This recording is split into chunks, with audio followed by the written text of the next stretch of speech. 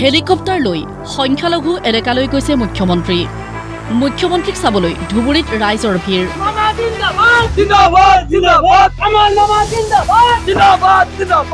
উন্নয়নৰ বাৰ্তা লৈ সংখ্যালঘু এলেকাত মুখ্যমন্ত্ৰী। খবৰ ভালনে বেয়া? খালি বাচ্চাক বিয়া নিদিবি দেই। এইটো গম পাও নে নাই 16 বছৰ আগত বিয়া হ'ব নালাগে বুলি? পাও, ঠিক আছে।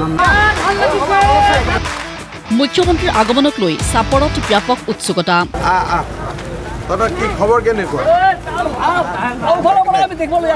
কোনফালৰ পৰা দেখুৱাই বাপৰে, নদীৰ ফালৰ পৰা ইমান দূৰ কষ্ট কৰি আহি গলি। ভাল ইণ্টাৰভিউ কেতিয়া লাগিব? নৱেম্বৰত হ'ব দে। একদম দে, তহঁতি ভালে থাক না বাবা। ঠিক আছে দে, হ'ল তোৰ ফটো উঠিলে। চাপৰত হ'ব থাৰ্মেল পাৱাৰ প্ৰজেক্ট। আদানী গ্ৰুপে স্থাপন কৰিব তাপবিদ্যুৎ প্ৰকল্প। 20,000 কোটি টকা ব্যয়েৰে স্থাপন হ'বলগীয়া এই প্ৰকল্পৰ বাবে প্ৰয়োজন হ'ব বহু ভূমি।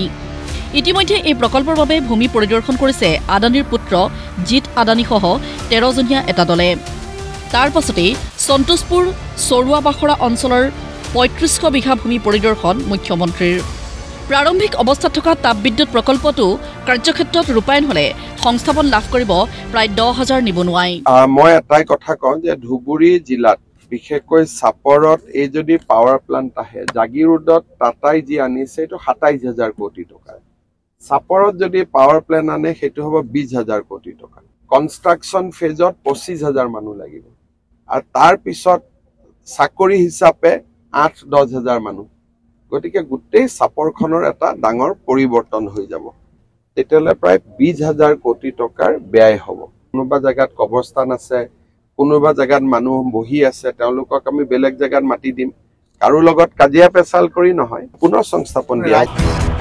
গোৱালপাৰাৰ ফৰেষ্ট গেটতো তাপবিদ্যুৎ প্ৰকল্প স্থাপনৰ পৰিকল্পনা ৰাজ্য চৰকাৰৰ। এই প্ৰকল্প স্থাপনৰ সম্ভাৱ্য স্থান পৰিদৰ্শন মুখ্যমন্ত্ৰীৰ। তদুপৰি গোৱালপাৰাত নিৰ্মাণ হ'ব নতুন মেডিকেল কলেজ হাস্পতাল। বিধানসভা নিৰ্বাচনৰ পূৰ্বে আৰম্ভ হ'ব গোৱালপাৰা মেডিকেল কলেজ হাস্পতালৰ কাম। এই প্ৰকল্পস্থলীও পৰিদৰ্শন মুখ্যমন্ত্ৰীৰ। মাটিখিনি মই নিজে চাই গ'লো। অলপমান মাটি একুৱেৰ কৰিব লাগিব যাতে 4 লেন হাইৱেৰ লগত মেডিকেল কলেজখন কানেক্ট কৰিব পাৰি। সকলো ঠিকে থাকিলে এই বছৰ মানে 2025-26 নিৰ্বাচনৰ আগতে গোৱালপাৰা মেডিকেল কলেজখনৰ কাম আৰম্ভ কৰাৰ বাবে আমি চেষ্টা কৰিম।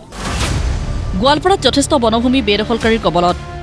বনভূমি বেদখল হোৱাৰ বাবেই হাহাকাৰ বন্যজন্তুৰ মাজত। প্ৰায়ে জনাঞ্চললৈ নামি আহে বন্যহস্তী।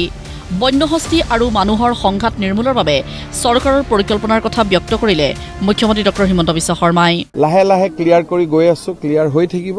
যদি কোনোবা সঁচাই ভূমিহীন তেওঁলোকক আমি চায়ো দিম, কিন্তু বহুত বেছি ফৰেষ্ট ইয়াত দখলত আছে, সেইটো ইমান ঠিকো নহয় কথাটো। হাতী ওলাই আহে খাদ্যৰ কাৰণে।